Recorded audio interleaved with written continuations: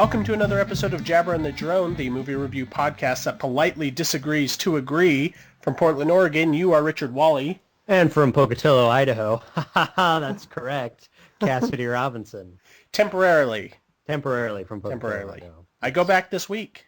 Yes, you do. What date? I'm going back Thursday night. Well, Thursday morning, actually. I have to catch my flight from Salt Lake City at 11:30. So, don't you have like a month off after that still? Yeah. Oh, fun. Fun. A little less than a month off. But this has been a really, I don't know, it just seems like I just flew into Salt Lake City and was brought to Pocatello like 3 days ago. But I guess a lot has happened in that 2.5 weeks. Yeah. Managed to pretty much see everybody I wanted to see. There's still a few on my list that I'm going to catch up with within the next few days. But after that, yeah. Well, hopefully that's everybody, because if you didn't, then whoever is going to be seriously offended. Yeah, hopefully they don't listen, and then they'll be like, "What the hell? Why didn't I know? He doesn't give a shit about me." Yeah, and then we lost one of our 10 listeners. Yes, it's gone up from 3 though, if you've noticed. I think we have around 10. Oh, nice. All right, well, cool. Now that we got that out of the way, we can go ahead and just go into our top 10s of the year. But before that, let's go ahead and give us some of our honorable mentions. If you just want to rattle off a few there, some stuff that didn't quite make it into your top 10. What do you got? I have 5. Okay. One of them, really fun little horror film, came out this year. Kind of sad that it didn't make the list, but this is one for me. Obviously, I had to fall off. You're Next. Yeah. It had some wonderful setups. There's one of the best grout line scenes I've ever seen. It was beautiful. Another movie I really liked this year that kind of has fallen by the wayside, and I kind of feel bad about it, but I kind of really, the more I've gotten away from it, it hasn't subsided, and I'm kind of actually surprised by it, but is Ron Howard's Rush. Oh, yeah. I really dug some of the specifically how he was doing the machines and how it juxtapositioned with the story and the competition between the two characters. Mm-hmm. I thought it was really good stuff. Another movie that makes this list is, and I'm sincerely saying this, is Michael Bay's Pain and Gain. Oh, really? I thought it was fucking really fun. And the more I've gotten, this is another one that the more I've gotten away from it, I still think it's just as good and just as funny and just as entertaining. And to me, it was very surprising still. Now these are the two heartbreaking ones, and they may or may not really be in my list. I'm not sure. I feel so conflicted about this, but the two movies are David O. Russell's American Hustle. Mm-hmm. Great film. I just felt like it didn't have the immediate charisma of Silver Linings Playbook from last year. Yeah. Plus, I think that there's a few little, as I've gotten away from it, I think you've swayed me. I think it is maybe a little too convoluted at times. And I think that gets in the way of some of the other stuff that's going on in it. Okay. The fifth film, and this is the most heartbreaking, is 12 Years a Slave by Steve McQueen. Mm-hmm. So many wonderful performances, so many interesting threads. There's one factor, though, in the movie that is a big deal to me as a reviewer, and that's repeatability. That movie made me feel so guilty and so many things. And honestly, the experience, I feel like, is kind of like a one-note kind of thing. But I think 12 Years a Slave is a triumph, and I'm sad it didn't make my list, but is a wonderful film, all in all. Cool. I mean, that's very solid. All 5 of those movies would be an honor to be in anyone's list. Mine, 12 Years a Slave was also did not make my top 10, but is really good. Jeff Nichols' Mud from earlier in the year I still love to death, and I still think everyone should go see. Woody Allen's Blue Jasmine, which I loved a lot. Star Trek Into Darkness, which for a while was like my number 2 film until somewhat recently, and then it kind of scooted down. Danny Boyle's Trance, really interesting, really fun, kind of brain caper. Oh, yeah. Beautiful, beautiful cinematography and colors and everything. And yeah, just it's one of those movies that you're trying to figure it out the whole time, and then by the end of the movie, it maybe doesn't totally live up to the mystery of it, but it was still a lot of fun getting there. Oh yeah, the ride was great. Yeah. The Place Beyond the Pines, Frances Ha, American Hustle, tons of movies that are absolutely brilliant that are not in my top 10. Yours is very similar. Your honorable mentions are very similar to mine, and I'm like, whoa, fuck, man. This was tough. This was tough. No, this year was horrid.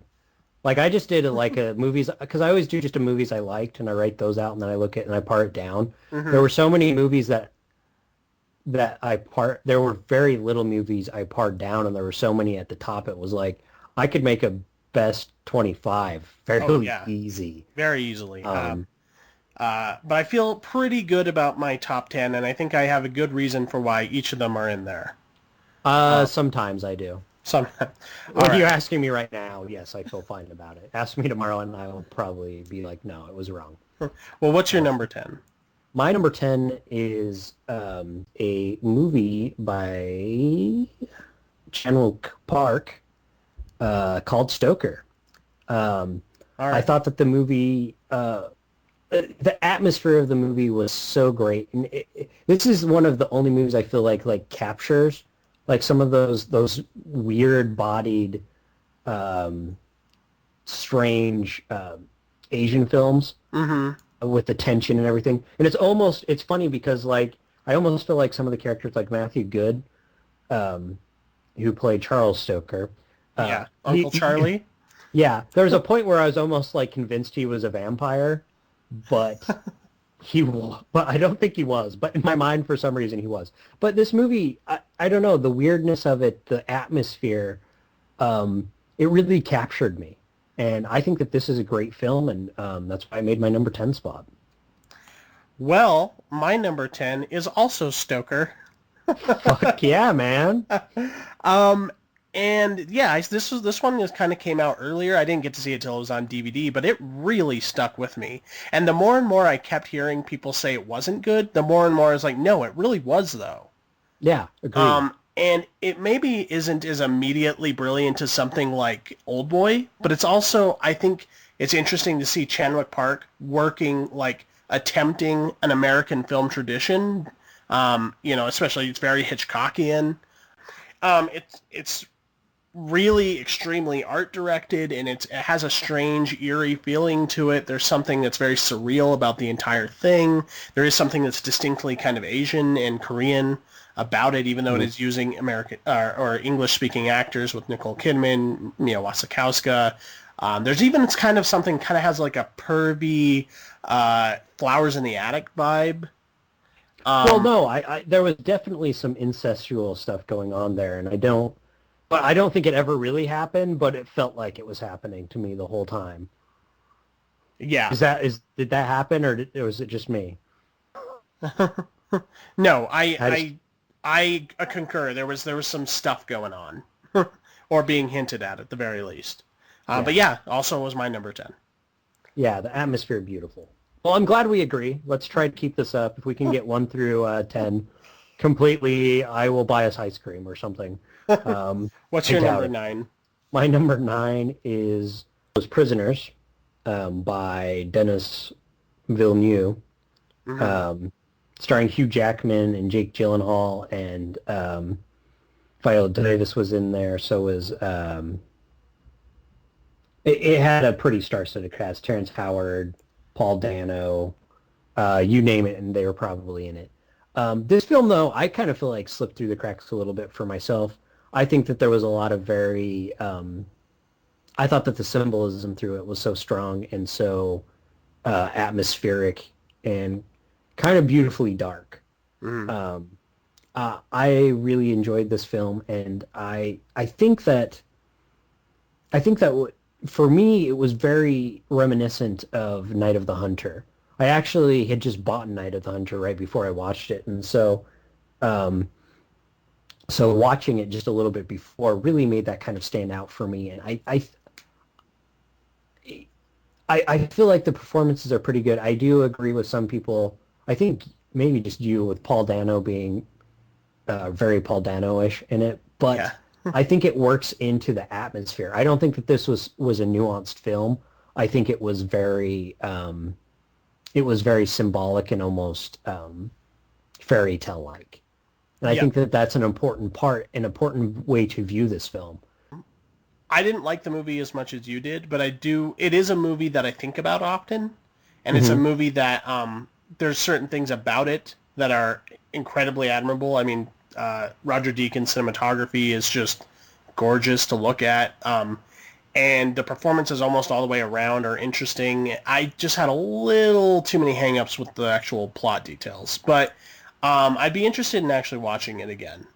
All right. My number 9 is a small little movie that I saw this summer that kind of stuck with me that I think is damn near perfect. The Spectacular Now, starring Miles Teller and Shailene Woodley, about a functional alcoholic teenager who's getting along with life and trying to scoop off his problems and hand it to a young girl who probably should stay away, but they're kind of bringing out the best in each other at the same time. It's subtly complicated in its character dynamics, and it treats teenagers like they're real people. And it's there's not almost not a wrong note in it. Even Bob Odenkirk, who has a small cameo in there, who shares a really kind of key scene with Miles Teller. And now as soon as this comes out on DVD, everyone I think needs to take a look at this because it's a kind of a special little film. Well, I will be one of those. All right. I have not seen it this year, so moving on to my number 8 Yes. is Guillermo del Toro's Pacific Rim. I'm sorry, I will be very punny in this next little segment. I can't help it. Go It for was a it. ton of fun. It was miles and miles above a lot of the other blockbusters that came out this summer. I thought it was weird and original, and but at the same time paying a lot of tribute to the things that influenced it. Yes. Anime and kaiju, Godzilla, Gamera, all those kind of things. Yeah. I in the heat of the summer, when there was so many big, huge explosions and everything was happening, it kind of, I felt like got lost a little bit. But when I watched it again, I had so much fun and it blew me away. I still really like this film. I think that the performances are really fun. There's a beautiful segment in the middle with a lesser known actress, Rinko Kikuchi. Kikuchi. Yes. Yes. I was kind of scared of that one. There's this beautiful scene in the middle that is to be honest, it's one of the best scenes I've seen this year, easy. And If it's the same scene that I'm thinking of, then I agree. yeah, it's the one in the middle with the snowing, and she's a little girl, and Yeah. they're having that drift stuff, Yeah. that drift problem. And you know what? I absolutely, it's captivating and beautiful, and it has this weird serenity to it, and it literally does something in most movies, most big blockbusters that doesn't happen. It turns on a dime like Yeah. that, and I think that was masterful work. Another two characters I really liked was played by Charlie Day, who played Newt, and the other scientist that was played by Gorman. Hmm. I love these two little silly scientist characters. I thought it was fun as hell. They were pulled straight out of anime, but Oh for some yeah. reason in live action, to me, it was so much fun. Um, Yeah. and those are some of the things I loved about it. I wish I would have seen a little bit more of Idris Elba's character. Got a little bit more out of Charlie Uman. Hmm. But other than that, in fun level, it blew me through buildings. There you go. More puns. Yeah. Um, No, I had a lot of fun with this movie, and I think I love the art direction. Obviously, Guillermo del Toro is the king of monsters, and you can tell he's having a lot of fun making this movie. It feels a little too light for me to be top 10 material, but I do certainly enjoy it. My number 8 is, I'm kind of cheating. My number 8's a tie. Oh, you did cheat, and you didn't even tell me I couldn't. My number 8 is a tie, because I think No, you're disqualified. I can only think of these movies in conjunction with each other, and that is both Spring Breakers and The Bling Ring. Um, Okay, I'll give you that one. uh, I honestly, I don't think that, we argued a lot about which one was better and which one kind of does telling Oh, this Spring type of... Breakers. Yeah, you think Spring Breaker. I think they are sister films. I see them as yin and yang of each other, and I think they're really interesting in conjunction with each other. And they're both kind of these biting satires of white suburban youth kind of being duped by celebrity culture into trying to become something they don't even understand. Spring Breakers is kind of nightmarish and surreal and strange and dark, and The Bling Ring is almost so cold and distant and sterile that it feels almost like a science fiction movie. And I love both of them for their distinct qualities. Obviously, Harmony Korine doing Spring Breakers and Coppola, Sophia doing The Bling Ring.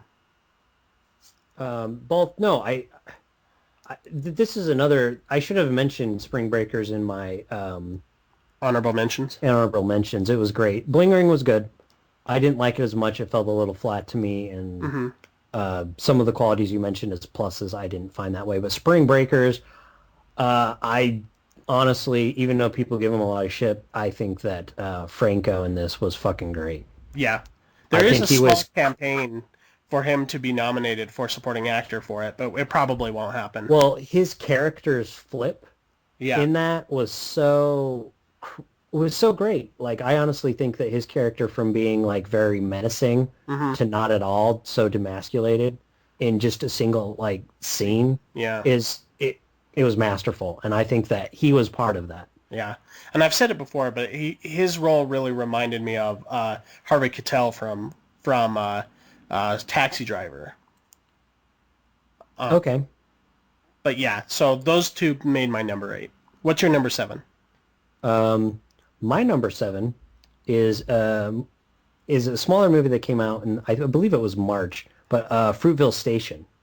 I feel like it's kind of fallen by the wayside a little bit when it was getting a lot of praise at one point. And this is a film by Ryan Coogler, and honestly, I think it's very understated. I think that the performances that are great, and in a year that's really been marked by Black history, Civil rights. civil rights, education kind of stuff. I think this is one, for me, honestly, this is why 12 Years a Slave isn't on my list. Wow. I feel like this film is very understated and I think that it's more relevant than any of the other films that have come out on this topic. Yeah. And honestly, the performances is another big part. These young unknowns, I think, knock it out of the ballpark. I also think this is one of those films where the scenes, it's so lifelike, but when you look back, there's so many themes and so many. There's a part that's almost a little on the nose, but I liked it. And so I think that this is a film that should be on more people's lists and isn't. But, I really wanted to see this movie and wasn't able to because at the time I wasn't living in LA yet. But when it comes out on DVD or streaming, I'm definitely going to try and catch it. Yeah. Michael B. Jordan, just great in that. Anyways, what was your number 7? My number 7 is Martin Scorsese's The Wolf of Wall Street, which we reviewed last week. Very similar to Spring Breakers and The Bling Ring as far as its message, very dark satire. very full of energy. It's, very, very long. It's a 3-hour movie, but it is keeps that at number at 11 the entire time. It never lets up. It's totally offensive and in your face, and it's, stirred up a lot of controversy, and I think, good for Martin Scorsese that he can still piss people off at age 72. No, it's a great film. Full of great performances. One of the best performances ever by DiCaprio and Jonah Hill. And it's also very funny. It's an effective comedy as much as it is an effective satire of American consumerism. Agreed. I'll move on to my number 6. Okay. My number 6 was Inside Llewyn Davis.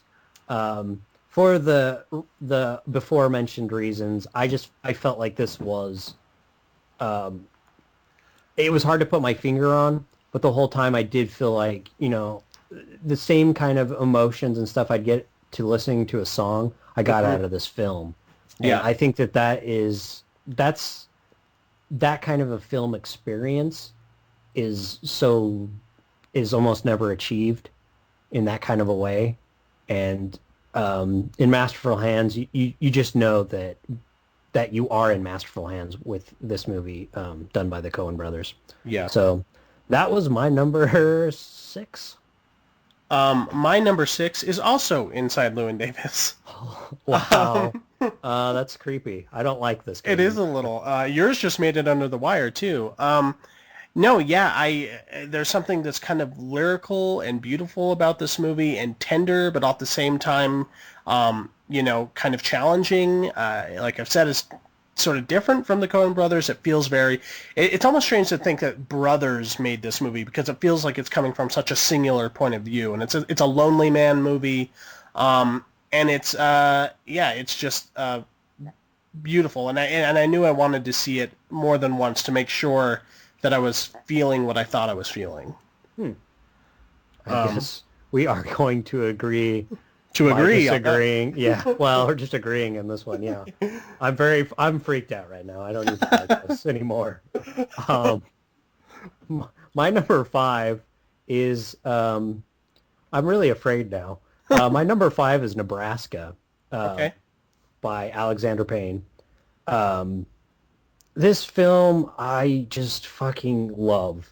The starkness and the beautifulness of the cinematography really drives home the message within the within that middle American kind of I don't know if it's failure so much as it's just the American dream and what it's kind of devolved to and what it really is at times. And I think that this is one of those strange road journeys, road movie journeys, that I feel like all the little characters and all the sides are just, they wind down into this beautiful, I feel like I'm being a little silly and they're going to quote me on a on a poster. Poster, yeah. But I mean it all. So fuck you, quote me. Yes, put that in the quote, please. But no, I some of the performances in this too. Bob Odenkirk. How do you say that last name? Odenkirk. There we go. I loved him, even though he was a very small part of the movie. Mm-hmm. I also liked Will Forte. Mm-hmm. I really liked. I liked him, and I liked him. He was very understated. He didn't go all big and MacGruber on us. I think it works. And of course, I mean, you can't mention this movie and not talk about Bruce Dern. Yeah. There's a scene, and it's specifically one of the best scenes in this film for me, is when they're searching for his fucking teeth on the railroad tracks. And it's just one of those cinema gems that I still just floats around my head. Another acting job in this film by Stacy Keach. Yeah. You can just go on and on about almost every little performance. The other thing that makes this stick out for me is specifically, we talk about this on the podcast, both being from Idaho, mm-hmm. The small townness and some of the moments in this movie I don't see captured in film often. And specifically when all the old people get together and they're all in one room just watching football saying nothing. Yeah. and the second one is the cousins. So for me, this is one of those sad, weird experiences, but it made it that much better for me that it seems so authentic and so great, but then at the same time so surreal. Yeah. Um, and it works as an effective comedy too. Um, Agreed. My number five is if you say Nebraska, I'm gonna punch you in the face. This is creepy, man. my number five is Blue is the Warmest Color.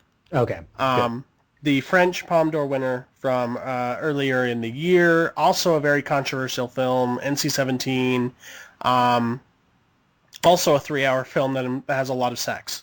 Uh, but it's almost kind of like what I was saying with Inside Llewyn Davis. It's very lyrical and it's very expressive, and the way it deals with a young girl coming out story. If this had been an American movie, the story would have ended where she tells everybody and then she's able to be in love. The story here keeps going, and you see this relationship and you see it evolve, and you see how the things they thought were perfect about each other ended up being the things that drive them apart. And it's kind of a coming of age story, but it's almost something more than that. It's almost a spiritual film, and it's beautifully shot, amazingly acted by these two girls who are literally putting it all out there, but they're also emotionally as naked. It just kind of floated in my head for weeks and weeks after I saw it, because you just kind of feel like you've went through everything with these two, um, and it just feels kind of emotionally stripped bare. Hmm. But Yeah, yes, you're getting punny on this one. all right. What's your number four?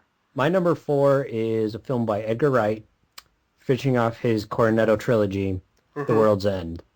This movie was a lot of fun. To me, the film really sums up kind of the growing older and kind of getting lost in either side of being the fuck up or being The the one responsible. that has it to get it, yeah, has it all together. And it's one of those films that it's kind of rectifying that. And I think, and although that it's kind of weird because I'm switching gears here a little bit. Um, but on the other side, this is a film that is a comedy straight up. It's really funny. It's a lot of fun, and I think he brings something that I really dug about this film that I don't think was in Shaun of the Dead or Hot Fuzz, is he brings some of the things he learned from Scott Pilgrim, some of the choreography, he's always done the quick editing, but it almost seems like it's turned up another dial on this one again. Yeah. And um, I also like the role reversal. I think that Nick Frost in this film, playing the straight man, is really, really great. Mm-hmm. And so is Simon Pegg playing the fuck up. I think with them switching places brings a really interesting and fun dynamic to this film. Um, Edgar Wright, fun music, fun editing, fun. I agree. I actually just recently rewatched this movie. I think of all of the Cornetto trilogy, this one has, I think, the strongest emotional core. Um, and I really, that whole Agreed. idea of you can never live your glory days, and it's never as good as you remember it, and um, your nostalgia, you remember things a specific way, and it's impossible to capture that again. And of course, just wonderful use of, early '90s Brit pop, Manchester music. Um, I enjoy the whole thing. It's a lot of fun. Agreed. Didn't make my list though, Well, you suck. but that would be a good runner-up as well.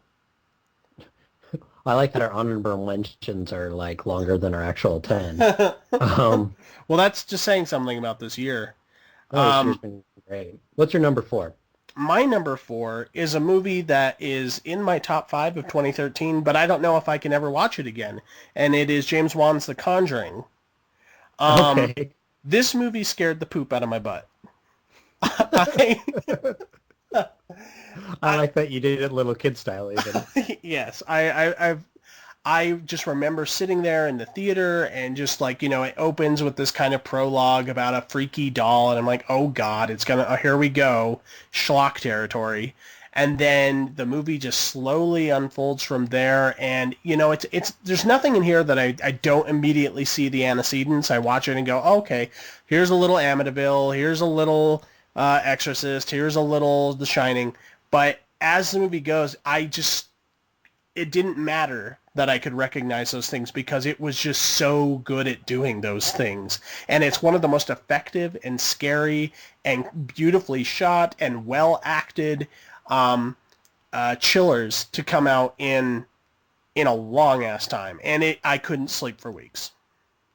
I agree with you. All right. What's your number 3? Okay. My number 3 film is Alfonso Cuarón's Gravity. This film, to me, was a cinematic experience. It was like, although it was like Jaws in a lot of ways. The film was so elemental, and so, even though it was for a wide audience, I felt like it pared down life in this very beautiful lyrical way, like we've been talking about some of our other films. Yeah. But it does it in a big kind of blockbuster splashy way. Mm-hmm. We saw this in 3D and IMAX, and you know what? To get that kind of an experience, it's for me, these are the kind of things in film that only happen every so many years.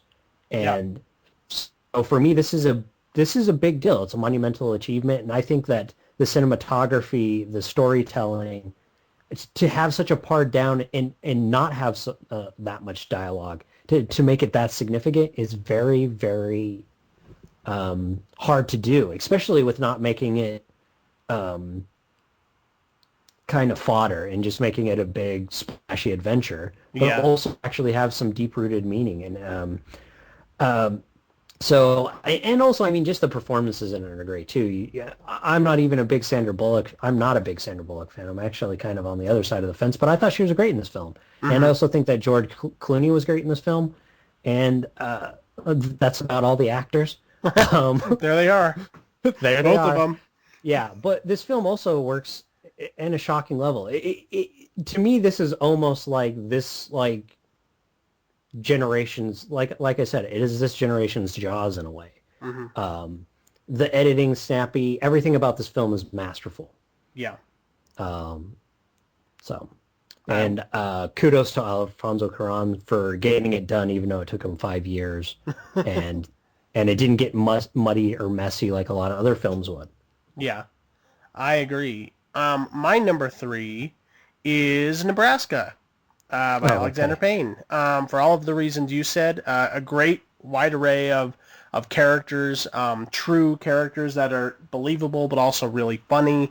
Definitely gave me a strong sense of this is a person who knows what small town America is like, and I love the performances by Bruce Dern and the relationship that he has with his son, and the way that plays out is really thoughtful and really warm, and it's a movie that likes its characters, but can still mine comedy from their behavior, which is actually kind of tricky to do without seeming mawkish. And question their kind of what happens, what they're doing in life, and what they've done, which I think is also very, very tricky.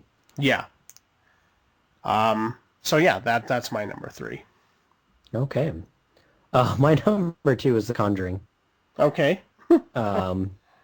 It scared the poop out of me as well. Mm-hmm. Which is saying a lot for you. Yeah, I haven't been afraid in a film since I was a child, and when I say child, I mean young child. No, this film is effective. You can see where it pulls from The Exorcist. You can feel where it pulls from, the Scary House movies. But it does it effectively. It's well acted, as you stated, and rewatching it just a little bit ago, my wife was very angry at me for doing that. She also loved the film, but was very angry for me putting her through that again. I bet so. it's still just as good of a film even after the experience. Mm-hmm. And um, picking up some of the like little like things he does in set deck to get that atmosphere and to get those things Yeah. is pretty great. Again, there's no beating this kind of experience. This is another one that probably got pushed really really top of my list because you don't get great horror films like this, like to this level Yeah. often. And so I was honestly, this is a film that kind of did a lot for me, and I think it's on par with some of its antecedents that it's pulling from, like The Exorcist and The Shining and things like that. So Yeah. I'm very into it, and the fact that it pulls in that old '70s horror aesthetic, just and doing it perfectly in a lot of Mm-hmm. ways is kind of a feat in and of itself. I think this is actually a film like they should show in film school to show like people who want to direct how you do editing and how you like pace a scene to be able to hit those horror beats in an effective way because that's a lot of people out there throw together actors in a woods and try and make a horror movie, but it's not easy to make them scary. Well, these aren't even boo scares either, Yeah. which is another way that this film not only separates itself in storytelling and actual just like directing prowess, because Yeah. that's what this film was in a lot of ways. I mean, you could also say cinematography and just filmmaking prowess. Let's put it that way. Yeah. Um, And that was your number two, right? that was my number two. Okay, just making sure. My number two, you've also already mentioned, is Gravity. Alfonso Cuarón's Gravity. I think, yeah, I mean, a lot has been said about the special effects and how did they do it, and it's very realistic. It's one of the only movies to use outer space and really play up the silent uh, nature of it, where you see all this destruction, but you actually don't hear an explosion or a laser or anything like that. Um, but the thing that really gets me about this movie is just the intensity of every single moment, where literally the will she be able to move herself 2 more inches is a life and death situation. Yeah. And is she going to be able to grab that cord in time? Like all of those kind of things. And the movie just keeps ratcheting that up further and further and further. And I think she does give a really good performance in here. And there is an emotional strand to this movie. It is a character piece, and it is trying to be about something. A triumph of the human will, survival story, sure, but it does so in such an interesting way and in such a creative way. And there's lots of beautiful, long single takes that are had to be choreographed just right. And it's a great combination of storytelling, emotional storytelling, acting, and technology matching up in a perfect way. Yeah. And it is Well, a theater experience. no, it is a theater experience. But the other thing too is like beyond that surviving ship is just that the what life is kind of experience out of the film, which I think is the deeper message there. Yeah. And the more that's where the film gets poetic. And I think Yeah. that's really honestly is very impressive I mean, especially because you have such a pared down cast and to not do the obvious in all those situations. Mm-hmm. Not have two characters that can yell at each other the whole time Yeah. I mean, it would have been really easy about for shit's her. blowing up. Yeah, it would have been really easy to write in like a headphone character to be like, oh, yelling at them from NASA and be like, you got to grab the thing, her, da, da, da, and then like cut between the two back on Earth. And we've seen that 100 times, like Apollo 13 and Mission to Mars, and but the fact that they were really kind of took a much more minimalist approach to it is really what sets it apart. Yeah, that's the one that was a word I was looking for it was the minimalist qualities of the film. Yeah. Yeah, no. My number one, which is surprising to me that this is my number one, but it is The Wolf of Wall Street. It blew me the fuck away. I wasn't Wow. expecting it. of all the movies of excess, that's why none of them are on there, because this movie straight up just blew any of them away. Um, I think that the deep satire, dark humor, controversy, everything that's happening with this film right now is deserving and is because it's a great film. Yeah. Martin Scorsese not only kind of shows, look, I'm just as much of the director that I ever was. This is a film that goes back to my favorite parts of his filmmaking, like with Taxi Driver and Raging Bull. Mm-hmm. Again, this film to me, I said this last week in my review, but I mean it still to this day. This is a gangster film that takes out all the violence and replaces it with sex, and it takes out all the sex and replaces it with violence. But it does it in such a way that it escalates it, and it shows you their excess, and it shows it to be fun, mm-hmm. and glorifies it. But it also shows you this is what's happening in the background. These are the consequences. This is, it goes to such far lengths that you have to actually catch those things because they're having such a good time. They're not catching it. Yeah. I think this was a fucking phenomenal movie. A triumph all those cheesy shit that you can put onto those posters, onto posters, and. It is, again, performances, Leonardo DiCaprio, Jonah Hill, holy cow. Matthew McConaughey. Matthew McConaughey, oh my gosh. That little blip from him from the start, that little chest pounding thing. Yeah. I still want to do that from now and again. The other one is Kyle Chandler, who plays a very small role, but as Agent Patrick Denham. But one of the best scenes and one of the most interesting to me is this quiet movie at the end when he's riding the train. Mm-hmm. And I just found that moment just peaceful and beautiful, but really sad. To me, there was this moment where he was almost like, you know what? I just did something for, something big and great, and nobody even knows I'm riding this train. Yeah. Nobody looks at me. There's just these people all around. And there's almost this, like, did I do the right thing? And the fact that this film is so ambiguous, I don't know. Everything about this movie. And you know what? I get why people are shocked by it. I was shocked by it. Mm-hmm. But for me, that was part of the experience. I've had so many experiences this year. Like that one can come at the end of the year and just literally kick me in the pants and just make me go, oh, okay. Martin Scorsese likes making films a lot still. That's great. I mean, I liked Hugo. I liked Shutter Island. Yeah. Okay, I did say that right.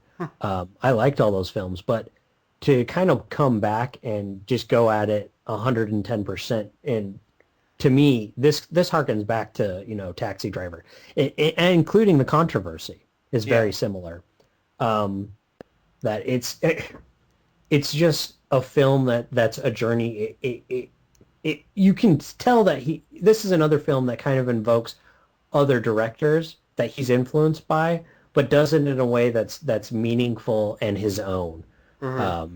There's a lot of circusy stuff in here that's very Fellini-esque to me, but it's used in such a way that's so big and rock and roll. It's just wonderful.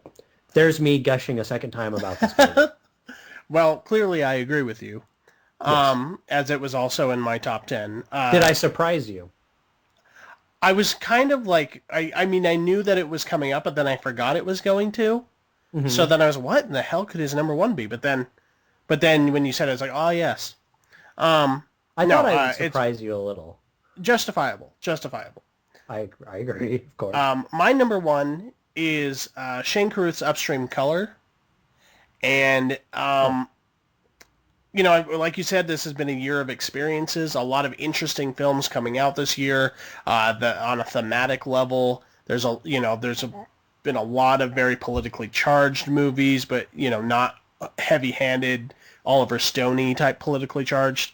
And there's been a lot of experimental films, and this one certainly is one of the more experimental of them. It's kind of a strange, psychedelic science fiction romance that's almost indescribable. But it reminded me a lot of sort of the ambitiousness of something like Tree of Life or something like 2001 Space Odyssey, where he not only is creating an interesting setup for a sci-fi story, but he's kind of has to rewrite the rules of filmmaking to tell this story. And I don't see that kind of ambition in film very often. And the fact that while it is beautiful to look at, while its puzzle box narrative is interesting and challenging, it also has this emotional core between these two characters that is, once you do understand what's going on, is actually pretty gutting and and really powerful. There's something about it that feels kind of microbiological, but there's something about it that almost feels sort of spiritual. There's something about it that feels very cerebral. It reminds you a little bit of a lot of different directors, David Cronenberg, David Lynch, but it never feels like it's copying any of them. And it is just a totally step forward in filmmaking. It's totally not looking backwards at all. It is feels like something that's brand new, I just can't wait to see what this guy continues to do with his career. I'd also like to mention that came in an hour and 30 minutes. Yes, all of this that I've said, and it's not a 3-hour movie. Yeah, no, I really do mean that. It's not, even though it sounds like a joke and a setup, I'm not. I'm saying that's impressive. I agree with everything you said. It's also one of my honorable mentions. Mm-hmm. I figured it'd come up in your list, though, so I didn't know it was going to come up at one, so that did surprise me a bit. No, this film was great. It was everything that you had mentioned. Not to mention, this guy literally did it all himself. Yes. Produced, directed, wrote, acted, did the distributed it. Yeah. That's kind of crazy. But you're right. This is a new. The other thing too, which is kind of interesting to me, is when talking about it with people, I had a similar experience where I was like, oh, this is a big film that I'm gonna have to grapple with, and so I hesitated to watch it. Mm-hmm. Because I'm a cognitive miser, as they call it in psychology. But when I saw it was an hour 30, that was my first surprise. My second surprise is what it did. And my third surprise was, even though it did everything you said, it didn't feel like I was, slurping down a big knowledge, breathtaking, whatever thing machine. It felt kind of breath-like and organic and easy to swallow. So yeah, no, this film I thought was great. I thought the acting was all superb, even though I don't think there was anybody that I should know besides maybe Shane Carruth in there. Amy Seimetz, who plays opposite of him, who's kind of more the main character, was also played a small character in You're Next. But she's a very independent actress.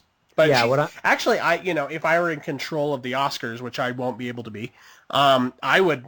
To me, that's a nominatable performance because what she has to go through in the movie, and one read of the movie is that it's about past trauma and how you get over it when you're in a relationship, and the way that she feels, she's kind of an exposed nerve in this movie.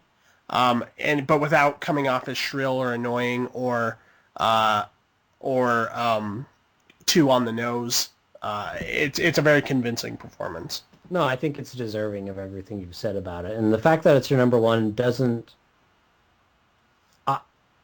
I wouldn't have said beforehand, like me saying what your list would be. It wouldn't have been that movie, but the fact that it isn't. To me, it isn't like no. It should deserve to be on somebody's number one spot, even though it's also a movie that I feel like's kind of getting left out. Yeah. Of nods and nudges. So I hope people remember it, but the fact that he more or less said, "F you, Hollywood, I'm going to do this all my own," is not going to invite the Academy. Agreed, but I think there's four film people. There should be some merit there. Yes, definitely. All right. Well, because we decided to do it as a top 10 instead of a top 5, we're not going to be able to really get into our bottom 10 or anything like that. But I did want to just kind of leave some space in this to be able to mention some of the films that didn't do it for us. And I don't have a ton here, and some of these are probably, would have been like a C minus or something like that. But there are some films here that I think were pretty bad this year, and in no particular order. This is, I'll just mention all of the films in my bad category that I had building throughout the year. At the top of the list, I have Sharknado. Okay. Maybe somewhat kind of enjoyably bad, but still really bad, and I certainly never have to see it again. Riddick, which I know you kind of dug, but the more and more I came away from it, the more and more I just think it was kind of gross and incompetently made. Another film I think you sort of liked, The Counselor, a movie that to me just felt like really like Ishtar level, let's get everyone together to make an A picture, and it just ends up being the biggest turkey in the world. The Okay, Hobbit, wrong again, but go on. The Hobbit, The Desolation of Smaug, has a really great third act, but I couldn't ignore how bored and frustrated I was for the first 2/3 of the movie. Okay, I think you're wrong again, but go on. Yes. Movie 43, which I probably don't hate as much as a lot of people out there. There's probably about maybe 3 skits I thought were genuinely funny. And then as the movie goes, it just gets worse and worse and worse, and every bad skit sort of deletes the good ones you remember. It's sort of a crapshoot, and that's the best thing you can say about it. Parker, a movie Oh, that I I didn't almost know you saw it. a movie that I almost don't remember anymore, but I did see it. Oh, you did. Did you see it in January? Yeah, I saw it when it was in theater because I reviewed it for Oh. the paper, and it was really boring. Okay. Now You See Me, which to me, I just couldn't get over how insanely stupid the whole thing was. Texas Chainsaw 3D, which it's just in so painfully dumb on every level.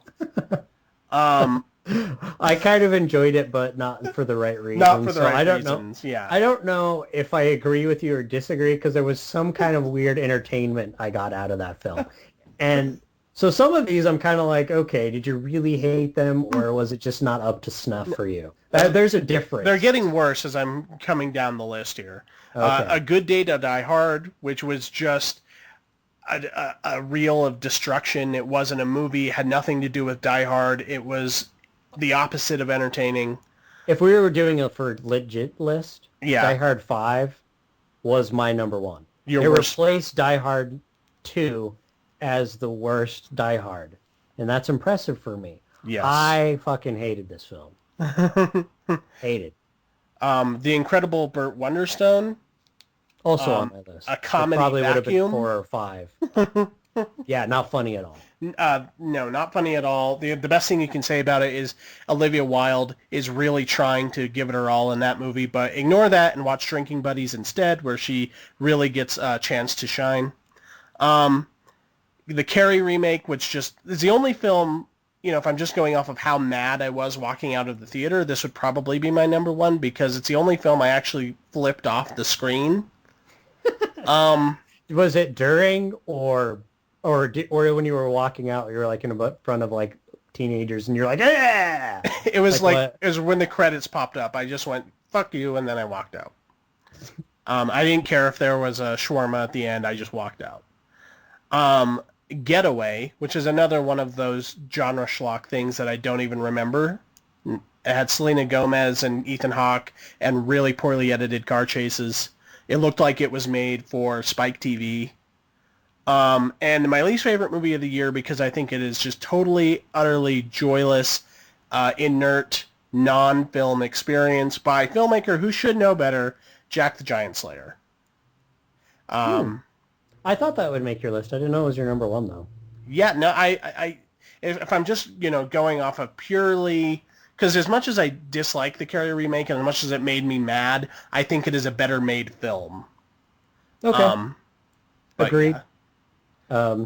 No, there were parts in that film that really kind of almost irked me. Like, because you're supposed to get this depth of field, but there's this one where they have this like pubic hair strand of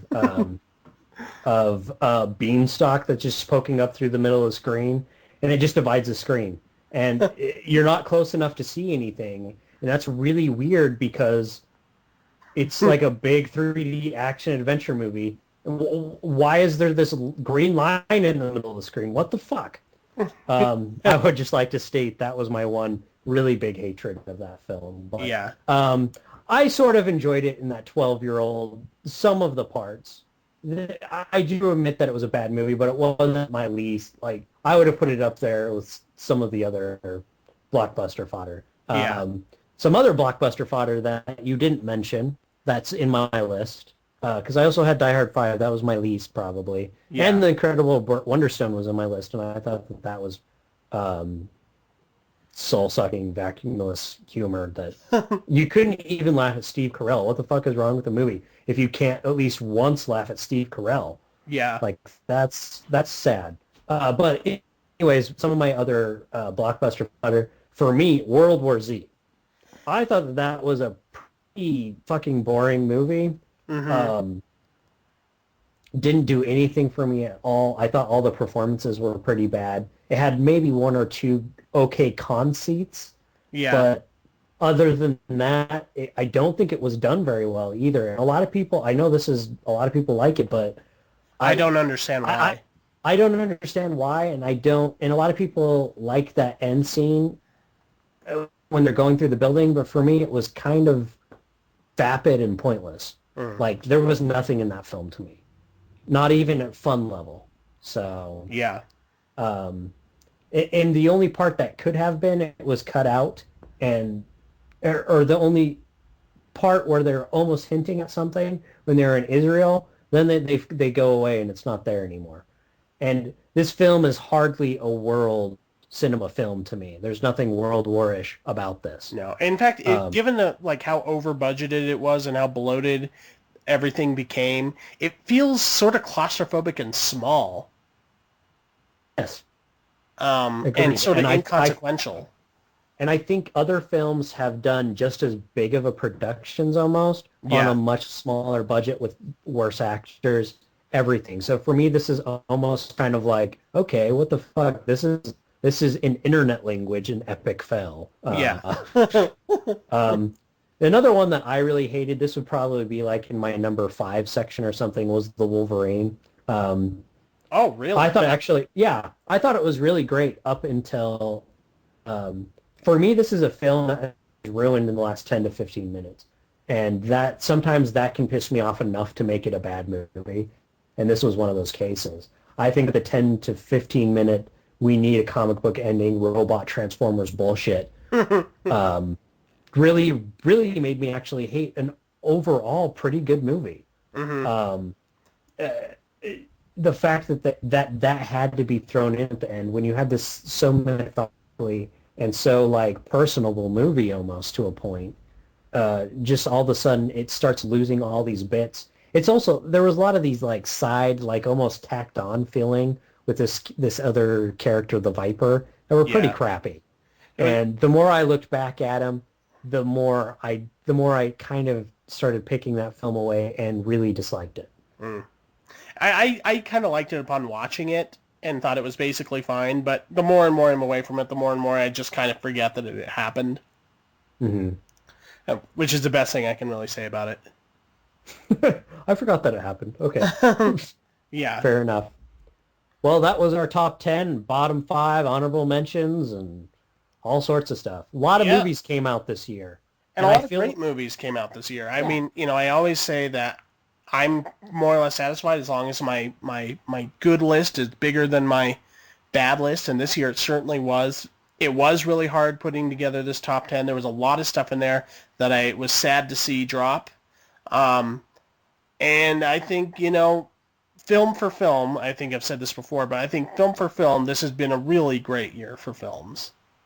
No, I agree. And to be honest, I feel like this is the year that almost shows my film theory that you do have to have a lot of crap out there to Yeah, I think you have to push a lot of film out there to have these great films as well. So Yeah.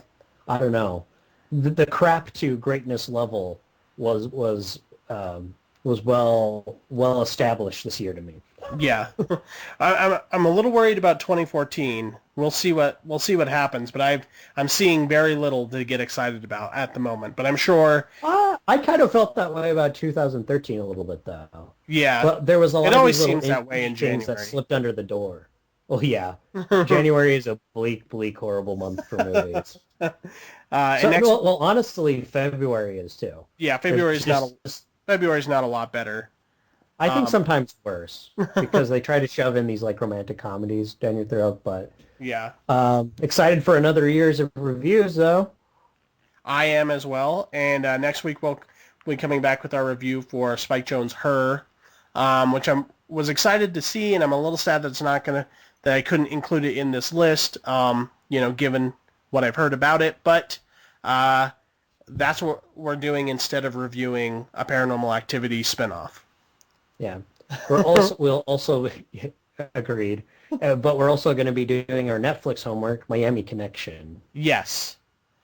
So come back next week, and if you have anything to say about our lists or the order in which we put things, agree, disagree, what's your lists, what did we egregiously forget, go ahead and email us at jabberandthedrone@gmail.com. And you Oh, can also contact us through our Facebook, which is facebook.com/jabberpodcast. You can post your comments anywhere on any of the things we post in there. We have been posting news items, even though we didn't have a news section today, so be sure to look at that. You can also find us on iTunes, where you can subscribe to us or write us a review. Please do. Leave a star rating, maybe one sentence telling us how awesome we are. You can find our archives at jabberandthedrone.podbean.com, where our RSS feed is, if you want to click on that and be able to drop that into your device to subscribe that way. You can also find us on Stitcher Radio if you are an iPhone user or a smartphone user and you just want to be able to stream us from your phone. That's a good way to do it. Stitcher.com/podcast/jabber and the drone. We are also searchable under podcast at Pocket Cast. I don't wholly understand what that is, but if you know what it is, you already know more about it than I do, so find us. And you can read my movie reviews that I do for the Idaho State Journal every week at saladforkreviews.blogspot.com, where I also recently posted an article of some of the best movies you didn't see this year, a lot of which were on my top 10 list.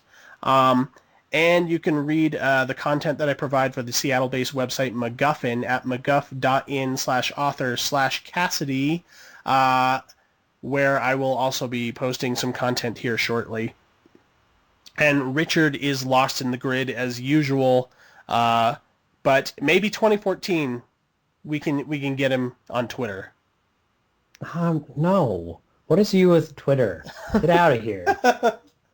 Is that your New Year's resolution to get me on Twitter? No. Yes. What's wrong with you? Get out of here. Bye. Bye.